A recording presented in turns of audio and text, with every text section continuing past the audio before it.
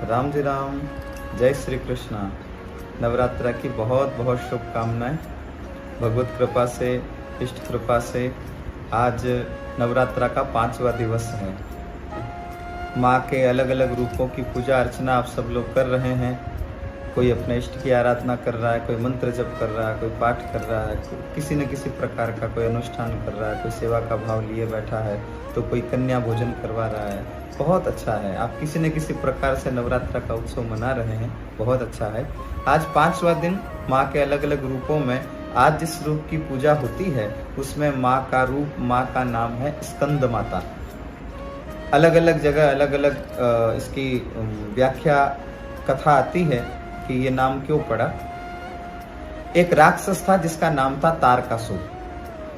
बहुत बलशाली था, कोई भी उसका सामना नहीं कर पा रहा था। तब सबने सोचा कि ये मरेगा कैसे। तब ब्रह्मा ने कहा अगर महादेव विवाह करे तो महादेव के एक बालक उत्पन्न हो, उस बालक में इतना बल होगा कि वो तारकासुर राक्षस को मार देगा। तो फिर सबने प्रार्थना करी महादेव से और महादेव ने सबकी प्रसन्नता के लिए स्वीकार्य किया कि ठीक है, हम विवाह कर लेंगे। तो हिमालय की पुत्री पार्वती जी के साथ महादेव का विवाह संपन्न हुआ। अब वो पार्वती थी, शैलपुत्री थी, नाम उमा अंबिका भवानी, वही भवानी महादेव के साथ आई और समय आने पर उनके एक पुत्र का जन्म हुआ जिनका नाम था कार्तिकेय, जो षडानन है, जिनके 6 मुख हैं।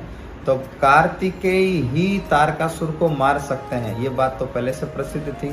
पर कार्तिकेय तो अभी जन्मे ही है, बाल्य अवस्था में है और हाहाकार मचा हुआ था उस तारकासुर की वजह से।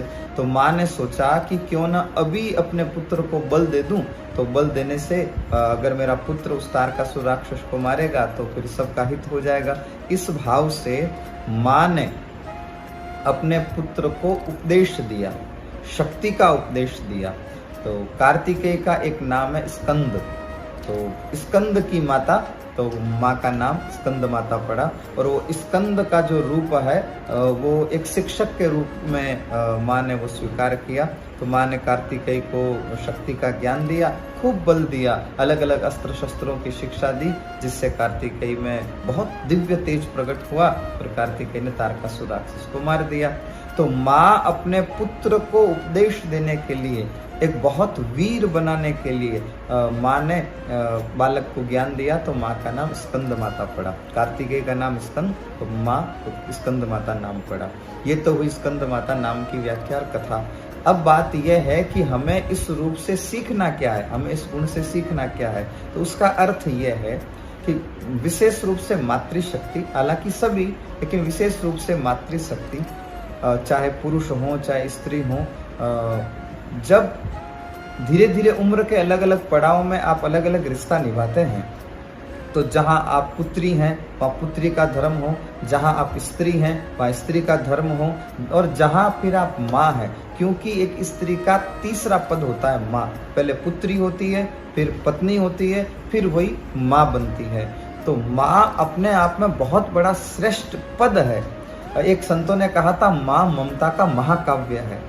तो जिस प्रकार आपने पुत्री अवस्था में, बाल्य अवस्था में जो ज्ञान प्राप्त किया, उस ज्ञान को आप अपने जब पत्नी का रूप धारण करें तब उस ज्ञान को उस वक्त काम में लेवें।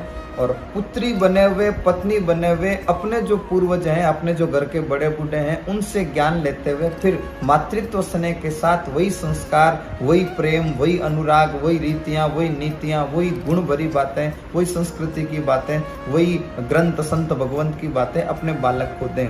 बालक को केवल दूध पिलाकर बड़ा करना ही माँ का कर्तव्य नहीं है, बल्कि बालक के अंदर संस्कार भरना, हालांकि माता पिता परिवार के सारे जनों का कर्तव्य है, पर विशेष रूप से माँ, इसलिए तो माँ का दर्जा सबसे बड़ा है। प्रणाम करने में भी मातृदेवो भव, सबसे पहले माँ की वंदना होती है। तो विशेष रूप से माँ का ये कर्तव्य है कि बालक को दूध पिलाकर बड़ा करने के साथ बालक को संस्कार देते हुए बड़ा किया जाए। आज के परिप्रेक्ष्य में देखा जाए तो न जाने किस प्रकार का चाल चलन आज की माताएं बहनें जो जीने लगी है, जिससे बालकों में भी ढंग के संस्कार आ भी रहे हैं कि नहीं आ रहे हैं। हालांकि माँ अपनी जगह तो माँ ही होती है, पूजनीय है, वंदनीय है, लेकिन फिर भी बस इशारा करते हुए चलूं कि आप तीसरा पद प्राप्त कर चुके हैं, पुत्री से पत्नी, पत्नी से फिर माँ बन चुके हैं, तो फिर आपके जीवन में कुछ बदलाव आना चाहिए, जिससे आपके आने वाली पीढ़ी, आपके बच्चे वो संस्कारवान बने। तो वर्तमान परिस्थिति को देखते हुए कि मैं एक समय था जब बच्ची थी तब मैं ऐसा करती थी, पत्नी बनी तो फिर मेरे ये काम थे, अब मैं माँ हूँ तो फिर मुझे क्या करना चाहिए जिससे बालक तेजवान हो, संस्कारवान हो, भक्त हो, साधक हो, भगवान को प्रिय लगे ऐसा बालक हो। इसके लिए माँ को संभलना बहुत आवश्यक है। पिता की, भाइयों की, दादा दादी की, नाना नानी की, इसमें सबकी सहभागिता भी होनी चाहिए। पर विशेष रूप से माँ के नवरात्रे चल रहे हैं तो स्कंद माता, आज 5वें दिन की स्कंद माता अपने बालक को तेज, ज्ञान, बल, शक्ति प्रदान करने के लिए माँ ने ये रूप धारण किया है। तो हर माँ अपने पुत्र को यशस्वी बनाए, तेजवान बनाए, बलवान बनाए, संस्कारी बनाए। तो ये गुण आप जरूर अपने भीतर स्वीकार करें और माँ से प्रार्थना करें आपके घर में जो संतान है वो श्रेष्ठ संतान हो, गुणी संतान हो, साधक संतान हो, भगवान की भक्त बने, ऐसी संतान आपके घर में हो। इन्हीं भावनाओं के साथ नवरात्र की बहुत बहुत शुभकामनाएं। राम जी राम, जय श्री कृष्ण।